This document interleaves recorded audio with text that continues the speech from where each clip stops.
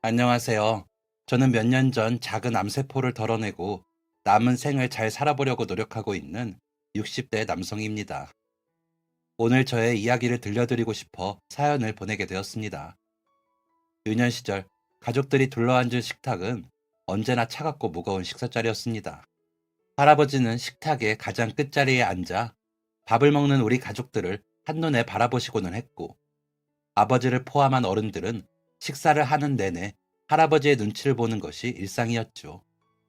제가 기억하는 가족들과의 밥 시간은 그런 것이었습니다. 할아버지께서 돌아가시고 그 자리에는 아버지가 앉게 되셨어요. 더 이상 어른들은 그 자리에 앉은 사람의 눈치를 보지 않았지만, 이제는 그때의 어른들처럼 아버지의 눈치를 보는 제가 있었습니다. 아버지께서 그 자리에 앉고 나신 후부터 예전에 다정하고 장난기 많던 우리 아빠라는 사람은 사라져 버렸습니다. 할아버지를 닮은 늘 화가 난 듯한 표정의 말없는 아저씨만 앉아있을 뿐이었죠. 그때부터 제게는 모든 것이 엄격한 통제와 교육 아래 이루어졌어요. 아버지께서 안 계신 틈을 타 어머니께 투정을 부리면 어머니는 말씀하셨습니다.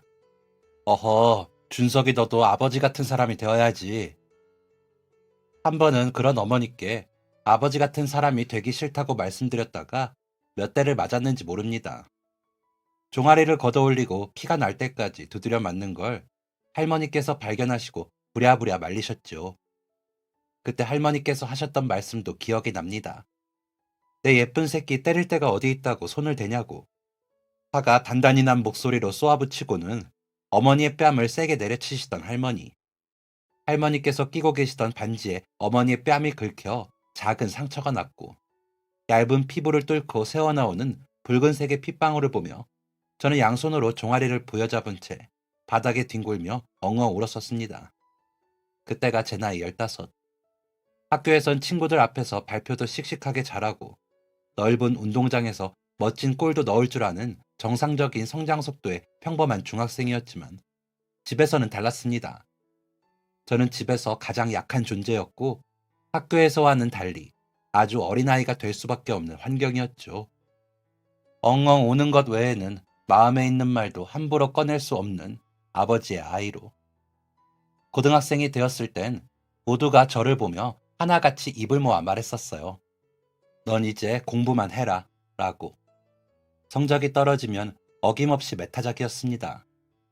얇은 나무 막대 같은 것을 회초리로 쓰셨던 어머니와는 달리 아버지께서는 따로 회초리가 없으셨어요. 손에 잡히는 게 몽땅 회초리였습니다. 자꾸 성적이 떨어지자 아버지의 골프채 하나는 제 엉덩이 전용 몽둥이가 되어 있었고, 저는 왜 맞아야 하는지 억울하고 분했던 사춘기 소년이었지만 단 한 번도 되돌아보지 못하고 묵묵히 메타작을 당했었습니다. 제가 한 번도 그러지 못했던 것에는 철없는 이유가 있었어요. 공부만 열심히 하면, 학교 생활만 적극적으로 잘하면 저희 집은 평화로웠기 때문입니다.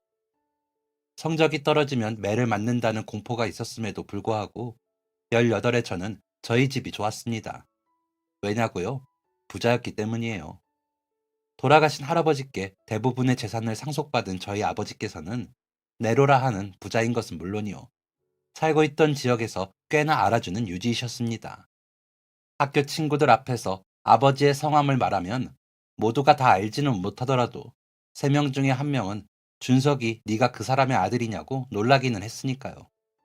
선생님들께서 종종 아버지의 안부를 물어오시는 것도 흔한 일이었습니다. 18 사춘기의 저는 그것이 싫지 않았어요. 싫을 수가 없었죠. 먹고 싶은 것, 하고 싶은 것에 늘 부족함이 없었고, 가끔 그런 것들로 친구들 앞에 생색을 내며 부러운 눈초리를 받는 것이 꼭 제가 특별한 사람이 된 것 같아 기분이 좋았기 때문입니다. 돈이 없어 먹고 싶은 것도 못 먹는다는 친구들을 경양식 집에 데려가 실컷 먹이고, 기분 낸답시고 마음대로 백화점에 가서 갖고 싶은 것을 사고 집에 들어가도 집에선 그 누구도 저를 혼내지 않았습니다. 때 되면 아버지 앞에 엉덩이를 내밀고 골프채로 맞아야 하는 것만 빼면 좋은 환경이었어요. 솔직히 돈이 없어 힘들게 사는 친구들을 보면 부유한 집에 태어나 살고 있다는 것에 감사해야 하는 것이 분명했습니다. 부모님이 주시는 대로 입고, 먹고, 쓰며 자랐던 학창시절은 제가 아버지께서 원하시는 대학에 입학을 하게 되면서 평화롭게 막을 내렸습니다. 그토록 바라시던 대학에 갔고 20살이 넘어 어엿한 성인이 되었으니 아버지께서 제게 골프채를 휘두르는 일은 더 이상 없었어요. 겨우 20을 넘긴 어린 대학생이 고급 승용차를 몰고 학교를 다니고 아버지가 주신 용돈으로 아무렇지 않게 비싼 밥을 먹는 것들이 그때는 당연한 줄로만 알았습니다. 아니, 당연시 여기고 살았죠. 정말 가기 싫었던 군대, 친구들 하나둘 입대를 하고 제게 다가올 운명의 시간을 부정하던 어느 날, 친구들이 제게 이런 말을 하기도 했습니다. 야, 준석아, 너희 집 잘 사는데 군면제 같은 건 못하냐? 그 말에 희망을 품고 아버지께 그대로 말씀드렸다가 도리어 역효과가 나 제 발로 입대 신청을 하고 군대를 가야 했던 지난날도 있었어요. 남자는 군대를 다녀와야지 하던 그 숨막히는 말투와 표정이 잊히지가 않습니다. 거짓말 같은, 그러나 너무나도 생생한 군 생활이 끝이 나고 저녁을 하던 날 엉엉 울며 안아주시는 어머니의 품이 어쩜 그리 낯설고 어색하기만 하던지, 하물며 군 생활 도중 몇 번이나 휴가를 나왔음에도 불구하고 절반 이상의 날들을 아버지 얼굴을 뵙지도 못했습니다. 바쁘다는 핑계로. 저녁을 하고 학교를 복귀했을 땐 타고 다니던 승용차가 바뀌어 있고 학교의 분위기와 학생들이 바뀌어 있고 세상이 낯설게 변해 있었지만 단 하나 아버지만큼은 변함없는 모습이셨습니다. 바뀌어버린 모든 것들은 자연스러웠지만 너무 변함없는 아버지의 모습은 괴리감이 느껴지기까지 했었어요. 그리고 제 나이 24, 그녀를 만났습니다. 어깨 아래로 내려오는 생머리를 질끈 묶고 어느 포장마차 앞 거리를 빗자루로 쓸고 있던 그녀. 끽해봐야 저와 동갑 정도 될 앳된 여자였습니다. 밤이 되어 제법 어두운 밤이었는데도 그녀의 주변으로는 누가 불을 환하게 켜두기라도 한 것처럼 반짝 눈부시게 빛이 났어요. 그 자리에 멀뚱히 서서 그 자태에 홀려버린 채 넋을 놓고 봤습니다. 그러다 도저히 안 되겠어서 포장마차에 자리를 잡고 앉았죠. 포장마차라 함은 친구들 따라 우동을 먹거나 할 때 삼삼오오 둘러앉아 이용하던 곳이었는데 아무런 일행 없이 혼자 테이블에 앉아본 것은 그때가 처음이었습니다. 플라스틱 의자를 소리나게 덜컹거리며 유난스레 자리에 앉으니 거리를 쓸고 다니던 빗자루를 내려둔 그 여인이 빗자루를 한쪽에 내려두고 제게 달려왔습니다. 뭐 드려요? 우동 주세요. 가까이서 본 그녀의 얼굴은 더 눈이 부셨습니다. 조금 더 오래 보고 싶었지만 야속하게도 손님이 몇 없어 금세 우동이 나왔고 테이블에 우동을 내려놓은 그 여인은 다시금 빗자루를 들고 바닥을 쓸어댔습니다. 우동을 먹는 내내 제 머릿속은 요동쳤어요. 어떻게 더 말을 걸어볼지 방법을 몰라서였습니다. 그리고 저는 그냥 우동 한 그릇을 깨끗하게 비운 평범한 손님이 되어 그 자리를 뜨게 되었죠. 저는 그 후로 거의 매일을 그 포장마차에 찾아갔습니다. 포기를 몰랐지요. 주로 혼자 앉아 우동 한 그릇을 먹었고 간간히 아무것도 모르는 친구들을 데리고 닭똥집에 소주를 한 잔씩 기울이기도 했습니다. 그 모든 시간들 속에서 저의 시선은 오로지 그 여인을 향해 있었습니다. 그렇게 포장마차 문이 닳도록 드나들기를 2주째. 단 하루도 빠짐없이 꼬박꼬박 찾아오는 제게 특별한 선물이 주어졌습니다. 우동 한 그릇이 나오고 저는 그 여인의 얼굴을 쳐다볼 명분이 없어진 것을 아쉬워하며 한 젓가락을 뜨던 순간 다시 그 여인이 제 자리 앞에 우뚝 멈춰섰어요. 눈을 휘둥그레 뜬 채 쳐다보니 툭 하고 소리나게 접시 하나를 내려놓는 것입니다. 접시에 뭐가 들었는지 확인도 하지 않은 채 뭐라 말을 하는 그녀의 얼굴만 넋을 놓고 보았습니다. 이모가 서비스래요. 매일 온다고. 뒤에 무슨 말을 더 한 것 같은데 잘 들리지 않았습니다. 제 신경은 온통 아, 내가 자주 온 걸 알아봐 주는구나 하는 생각 따위에 사로잡혀 있었기 때문이랍니다. 고개를 끄덕이자 그녀는 빗자루를 들고 골목으로 나갔고 저는 그제야 참았던 숨을 한꺼번에 후 내쉬며 접시를 확인했습니다. 노란 계란말이가 예쁘게 담겨 있었어요. 그 여인이 만들어준 계란말이도 아닌데 그저 제 테이블에 올려주기만 하고 간 것뿐인데 왜 그렇게 달게 느껴졌는지 모릅니다. 그런데 살살 녹는 계란말이를 입안 가득 베어물고 우동 국물을 그릇째로 들이마시던 그때였어요. 우당탕탕하는 소리와 함께 몇몇의 남자들이 찾아와 당장 포장마차를 철거하라는 말을 했습니다. 다소 폭력적이고 강제적인 단속반이었어요. 갑자기 장사를 접어야 하는 상황에 놓인 포장마차 이모님은 어떻게 그러냐며 한 사람을 붙잡고 애원했지만 이모님에게 붙잡힌 정체 모를 남자는 우악슬의 의자를 도마 위로 집어던져 그곳을 쑥대밭으로 만들 뿐이었습니다. 아수라장이 되어버린 포장마차. 몇 없던 손님들은 두려움의 자리를 박차고 달아났습니다. 계속되는 남자들의 폭력적인 움직임에 손님들이 테이블 위에 올려두고 간 지폐가 공중에서 펄럭이다 바닥으로 떨어졌어요. 장사를 할 수 없을 만큼 엉망이 되어버린 포장마차에 저는 이러지도 저러지도 못하고 있다가 그들이 사라지고 나서야 부랴부랴 정리를 돕기 시작했습니다. 이모님은 엉엉 소리내어 울었지만 그 여인은 슬픔도 분노도 없는 표정으로 조용히 바닥에 떨어진 음식물을 주워 담기만 했어요. 왼손으로 바닥에 떨어진 음식물을 줍는 그녀를 보고 도저히 두고 볼 수 없어 다가가 손을 막아서고 남은 음식물을 주워 모았습니다.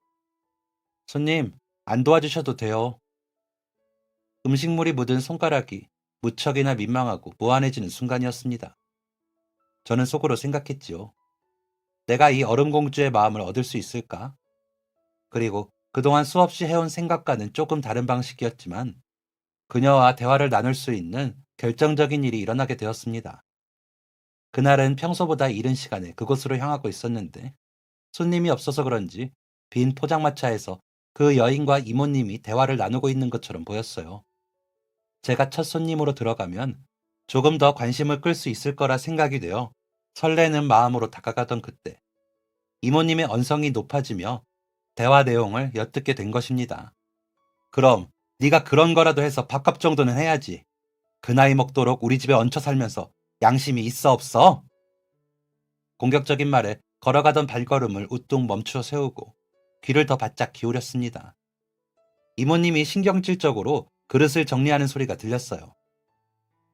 그래서 여기서 매일 일하고 있잖아요. 어쩐지 눈물에 젖어 있을 것 같은 목소리를 하고 그녀가 대답했습니다. 침이 꼴깍 넘어가면서 애가 탔어요. 빨리 저곳에서 저 여인을 구해주고 싶다는 생각이 들었습니다. 이모님이 기가 찬다는 듯 코웃음을 치며 말했어요. 네가 와서 하는 게 뭐가 있다고? 맨날 첫날 빗자루 들고 왔다 갔다 할 줄만 알지. 손님들한테 살랑살랑 생글생글 웃을 줄 알기를 해. 네가 뭘 안다고? 이모님은 듣기만 해도 화가 나는 말을 아무렇지 않게 뱉어댔습니다.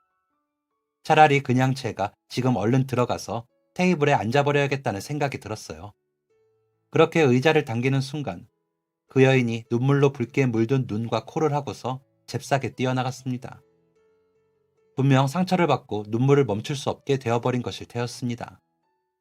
어서 와요 하며 도마 위로 젖은 행주를 소리나게 내려치는 이모님을 뒤로하고 그 여인이 울며 달려간 곳을 쫓아갔습니다. 한적한 골목의 어느 계단에서 무릎에 얼굴을 파묻은 채 홀쩍이고 있는 여인. 아래 위로 가엾게 들썩이는 그 어깨가 참으로 신경 쓰이더군요. 근처를 계속 배회하며 고민에 고민을 하다가 용기를 내 그녀의 옆에 털썩 주저앉았습니다. 인기척에 저를 한번 쳐다본 여인은 별다른 말을 하지 않았지만 그렇다고 울음을 그치지도 않았어요. 전 그렇게 그 여인의 옆에 가만히 앉아서 그 보석 같은 눈물이 멈출 때까지 기다리고 또 기다렸지요. 다 울었어요? 훌쩍이는 소리가 잦아들 때쯤 용기 내어 건넨 한마디에 그녀가 숙이고 있던 고개를 들어 배시시 처음 보는 웃음을 지어 보였습니다. 처음 보는 그 여인의 미소에 저는 깜짝 놀라 고개를 황급히 돌렸습니다. 제 다급한 몸놀림이 우스꽝스럽게 비춰진 건지 그녀가 엉덩이를 털고 자리에서 일어나며 말했어요. 왜요? 나 그렇게 못생겼어요? 놀라서 얼굴 돌려버릴 만큼? 아니요, 예뻐서요. 라고 대답하고 싶은 마음은 굴뚝 같았지만 그랬다간 빠르게 뛰고 있는 이 심장까지 같이 목구멍 밖으로 튀어나올까 조심스러워 함부로 대답하지도 못했습니다. 이제 가야겠다고 고마웠다고 말하는 그녀에게 예쁘다는 말 대신 튀어나온 말은 멍청하게도 우동 같이 드실래요? 였고요. 그녀는 다시 원래의 표정이 되어 저를 바라보았고 저는 황급히 말을 바꾸어 그녀의 눈치를 살폈습니다. 돈가스는 어때요? 하는 말에 대답 없이 고개를 숙이고 발장난을 치던 그녀. 그것이 어설프고 순수했던 저의 첫사랑의 시작이었습니다. 요즘 젊은 사람들은 오늘부터 1일 일하고 연애를 시작한다던데 그때 저는 조금 저돌적인 편이었습니다. 그녀의 이름은 영선이었는데 영선 씨와 3번 정도 함께 밥을 먹던 날 저는 영선 씨에게 이렇게 말했습니다. 저 영선 씨와 평생 함께하고 싶습니다. 행복하게 해드릴게요. 이미 말을 놓기로 한 사이에 왜 다시 존댓말을 쓰느냐며 그런 말로 대답을 피하는 영선 씨의 양볼이 수줍게 물들어가는 것을 보았을 때 태어나 한 번도 느껴본 적 없는 성취감에 제 심장은 또 천천히를 모르고 빠르게 뛰어댔습니다. 영선 씨는 부모님이 일찍 돌아가시는 바람에 고모님 댁에서 크고 자랐다고 했습니다. 밥도 따로 먹어야 했고 그 집 빨래는 몽땅 영선 씨가 직접 손으로 해야 했었다며 힘들었던 날들을 털어놓는 영선 씨가 참으로 딱했죠. 그래서 저는 그런 영선 씨에게 절대 먼저 곁을 떠나지 않고 꼭 지키겠다고 약속했습니다. 그런데 그러던 어느 날 영선 씨와 함께 길을 걷고 있는데 검은 승용차 한 대가 우리 앞에 멈춰섰어요. 익숙한 번호판에 고개를 갸웃하던 찰나 뒷문이 열리고 아버지께서 차에서 내리셨습니다. 아버지? 준석이, 너 도대체 뭐하고 돌아다니는 거냐? 옆에 그 물건은 또 뭐고? 안녕하세요. 이영선이라고 합니다. 아버지는 탐탁치 않은 얼굴로 영선 씨를 아래 위로 훑어보셨습니다. 저는 아버지의 그런 태도와 언행이 심히 불편했어요. 왜 처음 보는 영선 씨 앞에서 저런 무례함을 보이시는 건지 이해가 가지 않았습니다. 뒤통수에 대고 고래고래 고함을 지르는 아버지를 뒤로 하고 영선 씨의 손을 잡고 다시 반대편으로 걸었습니다.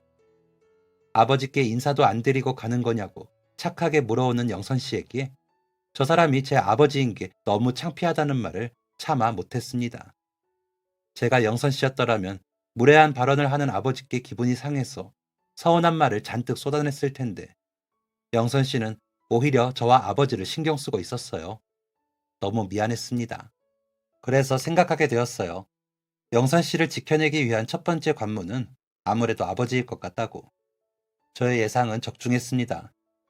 아버지께서는 데이트를 마치고 돌아온 저를 불러다 앉혀놓으시고는 영선 씨의 집안에 대한 이야기를 하셨습니다. 언제 뒷조사를 하신 건지 소름이 돋고 치가 떨렸어요. 아버지가 이렇게 무서운 분이셨나? 성적이 떨어졌다고 골프채로 엉덩이를 두들겨 패던 그때의 무서움과는 결이 다른 무서움이었습니다. 어디서 그런 여자를 만나고 다니는 게냐? 당장 헤어져라. 어떻게 나한테 허락도 없이 그런 것을 만나고 있어? 너한테 하등 도움되지 않을 뿐더러 명짧고 쥐뿔 없는 집안하고 엮여봤자 너 좋을 것 하나도 없다. 대학도 안 나와. 집도 없어. 돈도 없어. 남의 집에 얹혀 살며 시집도 안 간 여자애가 포장마차에서 내 목에 칼이 들어와도 절대 안 된다. 계속 만났다간 네가 아니라 그 물건을 내 가만두지 않을 거니까 똑똑히 들어. 어떻게 인간이 저런 식으로 말을 할 수가 있는지 제가 그의 아들이라는 게 몸서리치게 싫어지는 순간이었습니다. 결국 저는 아버지의 눈을 피해 영선 씨를 만날 수밖에 없었어요. 한 번만 더 만났다간 가만두지 않겠다는 아버지께 그 여자는 제가 사랑하는 사람이라고 정말 사랑해서 만난다고 몇 번이나 설득을 해보려 했지만 눈 한 번을 깜빡하지 않는 아버지셨습니다. 아버지의 몸속엔 사랑이라는 세포가 존재하지 않는 것임이 분명했어요. 아버지의 몸속엔 피 대신 돈이 흐르고 있는 것일지도 모르고요. 설득이 통하지 않으니 영선 씨에겐 미안해도 당분간은 숨어 다니며 방법을 찾아보려는 생각이었습니다. 아버지가 조금은 진정하시지 않을까 하는 착각. 제가 어디서 무얼 하고 다니는지 일거수일투족을 감시하기로 한 아버지의 레이더망에 저와 영선 씨가 걸려들지 않는 것은 현실적으로 불가능한 일이었고 화가 난 아버지는 사람을 시켜 영선 씨 고모네 포장마차를 쑥대밭으로 만들어 놓으셨습니다. 만약 그 자리에 영선 씨가 있었더라면 무슨 일을 당했을지 모른다는 생각에 더 참을 수 없어졌어요. 아버지께서 선을 넘어도 단단히 넘었다고 생각했습니다. 저는 더 이상 골프채에 두드려 맞던 18의 제가 아니었어요. 다 망가져버린 포장마차를 멍하니 쳐다보고 있는 영선 씨의 손을 잡고 말했습니다. 영선 씨, 우리 도망가자. 우리 아버지, 다음엔 정말 영선 씨 당신한테 이럴지 몰라. 창피하지만 그런 사람이 하필 내 아버지네. 미안해. 근데 나 영선 씨 포기하고 싶지가 않아. 아니, 절대 포기 못해. 내가 평생 지켜주기로 약속했잖아. 영선 씨는 눈물이 그렁그렁 맺힌 얼굴을 하고 고개를 끄덕였습니다. 미안하다는 말을 되뇌이는 제게 영선 씨는 오히려 속이 후련하다고 말해주었습니다. 고모 때문에 힘들었는데 그래도 날 거두어준 사람이라 미운 소리 한 번을 못했었는데 이렇게 날 싫어하는 다른 사람이 대신해서 고모를 괴롭혀주니 조금 속이 시원한 것도 있어. 라고. 그 마음이 어떤 마음인지 제가 아버지를 생각하는 마음과 비슷한 것인지 헷갈렸습니다. 사랑하지만 죽도록 증오하는 그 마음. 한번 피어난 아버지에 대한 증오는 쉽게 사그러들지 않았습니다. 그렇게 저는 영선 씨의 손을 잡고 아버지의 눈을 피해 도망쳤습니다. 대학도 중퇴했어요. 그것이 제가 아버지의 반대에 정면 돌파하는 유일한 방법이었습니다. 돈이 많아서 뭐든 마음대로 할 수 있는 아버지의 시야 밖으로 나가버리는 것. 그 안에 계속 머물렀다가는 영선 씨와 헤어지는 것밖에 하지 못할 것 같았거든요. 그렇게 숨어 살면서부터는 저는 아예 저희 집과 연락을 끊었습니다. 아버지가 노발대발 하실 모습이 눈에 선했습니다. 어머니께는 알아서 잘 살겠다고 걱정 마시라는 쪽지를 하나 남겨두었고요. 저의 나이 겨우 25을 바라보던 시절, 어른이 된 줄로 착각했던 저는 그저 아버지께서 주시는 대로 입고 먹고 자랐던 철부지였음을 인정하게 되었습니다. 평생 부유한 집안에 자라 남들 다 하는 아르바이트 한 번 해본 적이 없어서 삶을 새로 시작해야 하는데 할 줄 아는 일이 없었어요. 그래서 저희 부부는 몸쓰는 일을 하며 힘든 생활을 이어나갔습니다. 그게 최선이었습니다. 일을 해서 돈을 번다는 것, 남의 돈을 벌어다 밥을 먹고 산다는 것은 정말 힘든 일이더군요. 육체적 노동이라 더 힘들었던 것 같습니다. 하지만 만약 영선 씨 손을 잡고 도망치기 전날로 다시 돌아가게 된다고 해도 저는 그때와 다름없이 아내의 손을 잡고 도망치는 것을 선택할 것입니다. 편하게 사는 것, 아버지께서 물려주신 돈으로 누리며 사는 것. 그것보다 제게 중요한 것은 아내였기 때문이에요. 영선 씨는 제게 세상 그 무엇과도 바꿀 수 없을 만큼 중요하고 소중했던 나의 첫사랑이었습니다. 도망을 가서 지내는 와중에도 아버지는 어떻게 찾아낸 건지 무서울 정도로 사람들을 시켜 저를 찾아왔었습니다. 살던 집에 몰래 들어와 진을 치고 있는 사람들을 발견한 영선 씨의 연락에 또 도망을 가야 했고 다니는 일터까지 쫓아온 낯선 이들의 그림자에 저희는 직장까지 그만두고 다른 곳으로 몸을 숨겨야 했습니다. 그래서 저희는 결혼식도 혼인신고도 하지 못하고 그렇게 살았네요. 숨고 도망가도 계속해서 찾아내는 아버지 때문에 사는 곳을 들키지 않고 둘이서 잘 사는 것이 제일 중요했기 때문입니다. 그런 와중에도 세 번째 도망간 어느 작은 집 평상에서 저는 영선 씨에게 늦은 프로포즈를 했습니다. 돈이 없어 보석이 반짝이는 값비싼 반지를 선물하진 못했지만 꽃시장에 들러 좋아하는 튤립을 한아름 샀어요. 태어나 처음 사보는 꽃이었는데 꽃을 들고 버스를 타고 거리를 걷는 동안 사람들이 꼭 저만 쳐다보는 것 같아 마음이 간지러웠던 기억이 납니다. 늦은 저녁 식사를 마치고 평상 아래 몰래 숨겨두었던 꽃다발을 꺼내어 영선 씨에게 건네자 영선 씨는 금방 울음을 터뜨렸습니다. 영선 씨, 늦어서 미안해. 나와 결혼해 줄래요?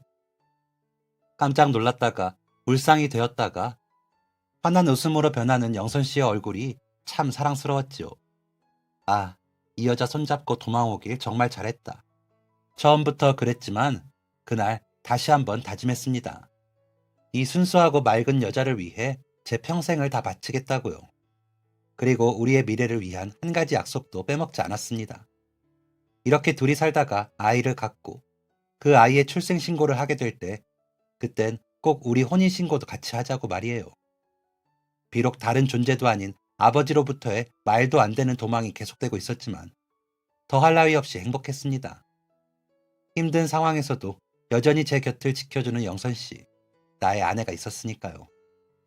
꽤 잘 숨어 살았는지, 아니면 아버지께서 더 이상 우리를 찾는 것을 관두신 것인지, 정체 모를 그림자들이 나타나지 않은 지 6개월 정도가 흘렀습니다. 그 하나만으로도 마음의 안정감이 들었던 걸까? 저희 부부에게도 아이가 들어섰어요. 가슴 깊숙한 곳에서부터 벅차오르는 그 감정은 지금도 적절한 표현을 찾을 수 없을 만큼 생소하고 특별한 감정이었습니다. 그리고 그런 저희 부부의 사랑을 먹고 자란 아이가 마침내 세상에 태어났어요. 얼굴은 저를 닮고 흰 피부와 손발은 엄마를 닮은 사랑스러운 아들이었습니다. 그리고 저희에게 아이가 태어났다는 것은 기다리던 혼인신고를 할 때가 찾아왔다는 의미이기도 했습니다. 요즘은 출산을 하고 나면 산후조리원이다 뭐다 산모에게 좋은 것들이 많이 생겨났지만 그 시절엔 많이 열악했지요. 솔직히 그때 그런 것들이 지금만큼 잘 되어 있었다라고 하더라도 제가 아내에게 그렇게 해줄 수 있었을는지는 불분명합니다. 마음은 누구보다 아내를 생각했지만 현실은 저는 일하러 가기 바빴고 아내는 아이를 같이 돌봐줄 사람 한 명 없이 치열한 육아와 혼자 하는 몸조리를 견뎌야 했으니까요. 그러던 와중에 아내는 힘든 몸을 이끌고 하루빨리 혼인신고를 하러 가고 싶어 했습니다. 아내뿐만 아니라 저 역시도 마찬가지로 혼인신고를 하러 갈 수 있는 날을 손꼽아 기다리고 있었죠. 그래서 제가 일을 하러 간 동안 혼자라도 가서 혼인신고를 하고 오겠다는 아내에게 그러라고 해버렸습니다. 그리고 아내는 그 길로 아이와 함께 집을 나가 영영 돌아오지 않았습니다. 편지 한 통, 쪽지 한 통, 전화 한 통 없이 그 어떤 마지막 흔적 하나 없이 아내와 아이가 사라진 것입니다. 너무나 사랑했던 아내와 아들을 한순간에 잃은 저는 제정신이 아니었어요. 기다려도 보고 온 동네를 뒤져도 보고 실종 신고를 하러 경찰서에 가니 경찰서에서는 이렇게 말할 뿐이었습니다. 아무래도 실종보다는 집을 나가신 것 같다고. 왜?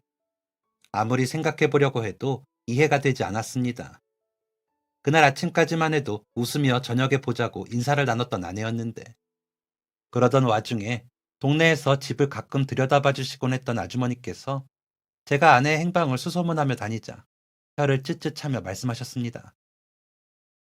그러게 왜 그 어여쁜 처녀를 부인 삼아 데리고 살면서 혼인신고도 안 했어? 그래, 동네 아무리 뒤져봐야 없어. 며칠째야.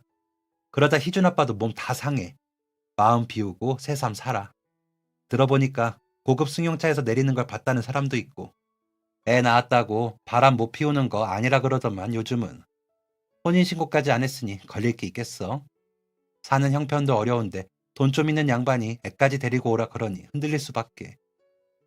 아주머니는 말도 안 되는 말을 주저리 늘어놓으셨고 처음에는 분명 말도 안 되는 소문이라고 생각했던 것들이 이틀이 지나고 일주일이 지나고 한 달이 지나도 아내가 모습을 드러내지 않으면서 차츰 제 머릿속에서도 마치 사실인 것 마냥 되어가고 있었습니다.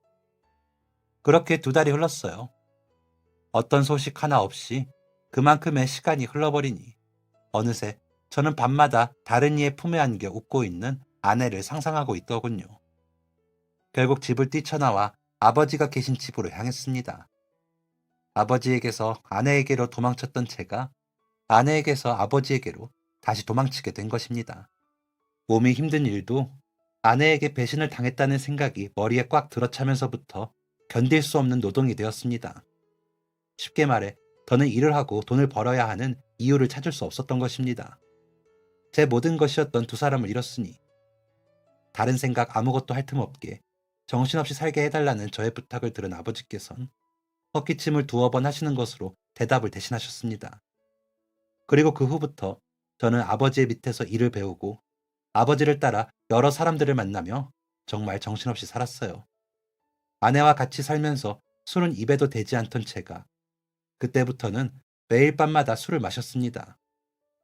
아무리 매일 하루가 바쁘고 정신이 없었더라도 밤에 자려고 누우면 떠올라 버리는 아내와 아들의 얼굴에 술이 없으면 그 밤을 도저히 버틸 수가 없었거든요. 그렇게 5년이라는 시간이 흘렀습니다. 아주 가끔 도저히 그녀를 잊을 수 없어 차라리 죽고 싶은 마음이 들 때 혹시나 하는 마지막 희망의 끈을 놓지 못하고 함께 살던 마을을 기웃거리기도 했었습니다. 저를 알아보고 인사를 건네주시는 동네 분들께 혹시 아내와 아들이 돌아오지는 않았냐고 물었지만 모두 다 저의 헛된 희망일 뿐이었습니다. 골아터진 상처에 소금을 붓고 간신히 아물어가는 딱지를 제 손으로 뜯어내고 다시 상처를 만들어내는 동안 저는 조금씩 괜찮아지고 있었어요. 그렇게 제가 만들어낸 저의 가면 안에서 31살이라는 젊은 나이에 아버지의 사업을 물려받았습니다. 아내와 아들에 대한 그리움으로 결혼도 하지 않았어요. 악몽 같지만 무뎌져 버린 반복되는 일상 속에서 세월은 무서운 속도로 흘러갔습니다. 어느덧 저의 얼굴에도 크고 작은 주름들이 생기기 시작했고 그 무렵 아버지께선 길었던 삶을 정리하고 세상을 떠나셨습니다. 아버지의 장례식장에서 오랜만에 뵙게 된 대학병원 교수님이 지나가는 말로 몸 잘 챙기고 검진도 꼬박꼬박 받으라는 말씀을 안부 묻듯 남기고 가셨고 무슨 생각이었는지 저는 홀린 듯이 그 줄을 넘기기 전에 검진을 받으러 병원으로 향했습니다. 아버지가 돌아가시니 그제야 조금 멀쩡하게 잘 살아보고 싶은 마음이 들었던 것입니다. 하지만 처음엔 분명 조금 우스운 마음으로 검진에 임했으나 결과가 나왔을 땐 웃을 수가 없었습니다. 제가 위암이랍니다. 어찌나 어이가 없고 황당하던지 어쩌면 죽기 전에 진심을 다해 웃는 일은 아내와 함께 살던 그때가 처음이자 마지막일지도 모르겠다는 생각이 들었습니다. 많이 비관했지만 검진을 통해 초기에 발견한 덕분에 치료만 잘 받으면 나을 수 있다는 대답을 들었고 그렇게 저는 그 병원에 입원을 했습니다. 그저 조용히 치료받고 빨리 병원 생활을 끝내자는 마음으로요. 그런데 그런 저의 바람과는 달리 제 전담 의사라는 사람이 많이 걸리적거리는 유형이더군요. 진료를 받을 때마다 높은 톤과 수다스러운 말투로 폰을 빼놓기에 탐탁치 않은 표정으로 듣기만 했는데 어느 날의 회진 때는 그 의사를 따라 나가던 간호사 선생님이 제게 엄청난 비밀이라도 알려주는 듯한 말투로 이렇게 말하더라고요. 선생님이 좀 과하게 살가우시죠? 항상 안병동에 계신 분들 조금이라도 더 밝은 기운 받고 웃게 해드리고 싶어서 그러세요. 처음에는 다들 불편해하시고 어색해 하시는데 나중엔 100이면 100 다 선생님 좋아해 주시더라고요. 부어라 뒤에 말을 이어가려는데 밖에서 자신을 부르는 소리라도 들리는지 급하게 꾸벅 인사를 하고는 나가는 바람에 뒷말은 더 듣지도 못했습니다. 그 말이 화근이 되었던 것일까요? 의사 선생님을 바라보는 마음이 처음과는 달라졌지요. 아직 젊은 나이 같은데 마음 씀씀이가 참 좋은 것 같다는 생각이 들었습니다. 한두 명 되는 환자도 아니고 돌보는 환자가 꽤 많을 것임에도 불구하고 한 명 한 명을 빼놓지 않고 살갑게 대하는 그 모습이 예뻐 보였습니다. 나도 저리 젊었을 때가 있었는데 하는 생각에 거울을 들여다보니 환갑을 넘어버린 우울한 표정을 한 중년의 사내가 저를 바라보고 있더군요. 어울리지 않게 괜히 울적해지는 순간이었습니다. 잘생긴 얼굴 들여다보느라 바쁘시네요. 나도 환자분처럼 잘생기지려면 거울을 자주 봐야 되나? 언제 제 앞에 온 건지 말을 거는 담당이의 소리에 화들짝 놀란 마음을 숨기며 침착하게 거울을 내렸습니다. 손거울을 들고 어색한 미소를 지어 보이는 모습을 들켜버렸으니 정말 창피해서 죽는 줄 알았죠. 제가 창피한 걸 아는지 모르는지 생글생글 웃는 얼굴로 차트를 보며 이것저것 질문을 하던 담당의가 내일 또 보자는 인사를 하며 병실 문 밖으로 나갔습니다. 창피함에 이불을 몇 번 펄럭이다 손거울을 다시 들었어요. 또 보려던 것은 아니고 협탁에 놓으려던 참이었을 뿐이었거든요. 근데 그때 하필 다시 그 의사 선생이 고개를 빼꼼 내미는 것입니다. 마치 제가 거울을 다시 들기를 기다렸던 사람처럼 말이에요. 근데 거울이 너무 작다. 제가 내일은 큰 걸로 하나 가져다 드릴게요. 별소리를 다 하는 풍선 빠진 아이 같은 담당의 때문에 창피함에 성질이 나 거울을 던졌습니다. 깨질까 바닥으로 던지지는 못하고 제 무릎 위로요. 그렇게 하루가 가고 다음 날이 되었을 땐 전날의 일을 까맣게 잊고 있었습니다. 그리고 회진 시간에 맞춰 문을 열고 들어오는 담당이를 보고는 정말 너무 어이가 없어 웃지 않을 수가 없었습니다. 어디서 가져온 건지 커다란 벽거울을 들고 들어오는 것이 아니겠어요? 제일 편하게 볼 수 있는 자리에 직접 걸어주겠다고 이쪽 벽 저쪽 벽 옮겨보며 한참 씨름하던 담당의가 어느 한쪽 벽에 거울을 걸어두고 마음에 드시냐며 물어오던 그때 해맑게 웃는 선생의 이마를 타고 흐르는 땀방울을 보고 놀라버렸습니다. 지금 이게 이렇게 땀까지 흘려가며 애쓸 일인가 싶다가도 정말 환자들을 위하는 마음이 깊은 청년이라는 생각에 내심 기특하기도 했지요. 기계적인 의사들 수없이 봐왔지만 이토록 인간적인 의사는 처음이었으니까요. 그 후로 저는 괜히 회진 시간이 기다려졌습니다. 텅 빈 1인실 병실에 혼자 있는다는 게 외로운 일이라는 걸 그 선생님 때문에 깨닫게 되었습니다. 쓸데없이 넓기만 한 병실에 가족도 친구도 아닌 담당이 한 명이 찾아와 주는 것만으로 병실이 꽉 차는 것 같은 기분이 들었습니다. 아, 내가 아프더니 정신이 많이 약해졌구나 싶다가도 또 회진 시간을 기다리는 제가 있었습니다. 그러던 어느 날 치료가 막바지에 들어설 무렵이었습니다. 하루는 병실 안에 갇힌 시간이 너무나도 답답하고 길게만 느껴져 밖으로 산책을 나가게 됐어요. 그리고 엘리베이터에서 내려 로비를 지나쳐 나가려던 순간 로비 앞에 서 있는 익숙한 인형을 보았습니다. 세월이 한참 지났어도 한눈에 알아볼 수 있었어요. 제가 그토록 사랑했던 나의 아내, 영선 씨라는 것을. 멈칫해서 한참 망설이다 결국 인사를 하지 못하고 다시 병실로 돌아섰습니다. 그리고 저는 그날 밤새 잠 한숨 자지 못하고 로비 앞에 서 있던 아내와 제 담당 의사의 대화를 곱씹어야 했습니다. 엄마, 여기까지 뭐하러 오셨어요? 내가 금방 간다니까. 그래도 엄마는 너 1분이라도 더 빨리 보고 싶어서 왔지. 어이구, 우리 아들. 이게 얼마 만에 보는 얼굴이야. 유난히 밝고 살가웠던 저의 담당 의사가 저의 아내에게 엄마라고 부르고 있었던 모습. 그 모습이 잊히지가 않았기 때문입니다. 다음날 진찰 때 저는 의사에게 물었습니다. 나이가 몇 살이냐고. 38이라고 대답하는 담당 의사의 얼굴에서 그제야 어릴 때의 얼굴이 보였습니다. 자꾸만 울음이 터져 나오려는 걸 아랫입술로 꾹꾹 눌렀습니다. 죽기 전에 한 번은 다시 볼 수 있을까? 늘 바래왔는데. 희준아. 네? 환자분, 저는 희준이가 아닙니다. 그래, 그럴 수 있어. 아마 이름을 바꿨겠지. 너 어머니 되는 분 성함이 이영선 맞지? 네가 태어났을 때 네 이름은 희준이었어. 내가 네 아비다. 처음엔 믿지 않던 희준이가 아내의 이름을 듣자마자 울상이 되어갔습니다.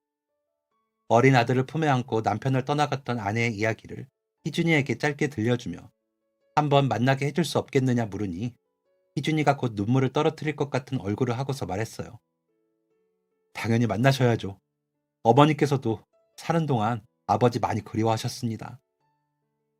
그렇게 저는 아내를 다시 만나게 되었고 왜 저를 떠나야만 했었는지에 대한 이야기를 듣게 되었죠. 그저 동네 아주머니들의 뜬소문처럼 가난한 제가 싫어서 새 삶을 시작할 기회를 잡으러 다른 남자를 따라갔다고만 생각했었는데 우리의 태어나고 기쁨에 육아의 고단함에 아버님을 잠시 잊고 살았었지. 근데 하필이면 혼인신고하러 간 그곳에서 아버님을 다시 뵙게 될 줄은 몰랐던 거야. 어떻게 알고 그곳에 나타나신 건지.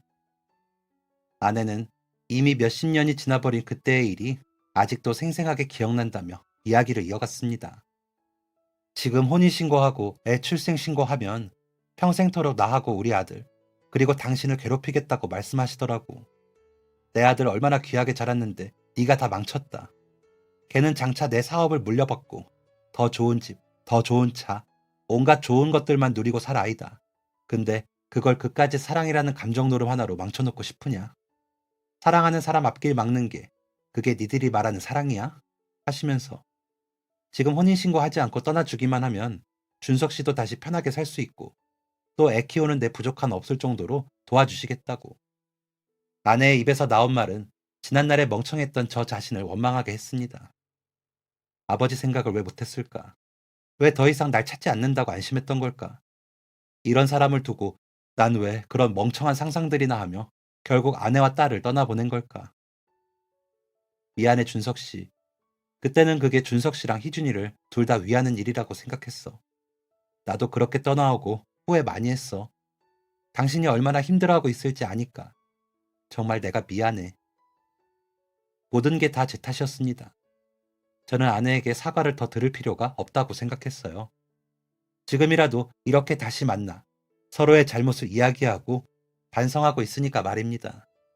저는 몇십 년 동안 더 작아져 버린 나의 첫사랑을 조심스레 품에 안았습니다. 그렇게 저희 가족은 돌고 돌아 다시 제자리를 찾았습니다. 며칠 후 아들에게 지난 이야기를 들려줄 겸, 그리고 다시 함께 지낼 우리를 축하할 겸 바쁘다는 대학병원 의사를 불러 레스토랑에 모이기로 했었습니다. 오고 있다는 연락을 받은 지 5분도 채 안 되었을 때 호출이 있어 다시 병원으로 돌아간다는 연락이 왔고 저희 둘만 남게 되었지요. 세월에 변해버린 조금은 낯선 얼굴 속에서 나의 첫사랑을 찾는 것은 그리 오래 걸리지 않았습니다. 저는 희준이가 못 오게 돼서 오히려 다행이라며 주머니 속에 준비했던 반지를 꺼냈어요. 그 시절 돈이 없어 제대로 하지 못했던 프로포즈를 꼭 다시 하고 싶었기 때문입니다. 다 커버린 아들의 축하와 주변 사람들의 응원을 받으며 저희는 마침내 결혼식을 올렸습니다. 미처 하지 못했던 혼인신고도 하고 말이지요. 그렇게 아내와 함께 사는 요즘이 너무나 행복합니다. 인연이라는 것은 돌고 돌아도 결국에는 함께하게 되는 것일지도 모릅니다. 사랑하는 사람과 함께하는 1분 1초가 너무 소중합니다. 요즘엔 회사도 나가기 싫을 정도예요. 지금 이 소중한 시간들이 부디 천천히 흘러가 주기를 기도하고 또 기도합니다. 지금까지 사연 들어주셔서 감사합니다. 사연이 재밌으셨다면 구독과 좋아요를 눌러주세요. 감사합니다. 안녕히 계세요.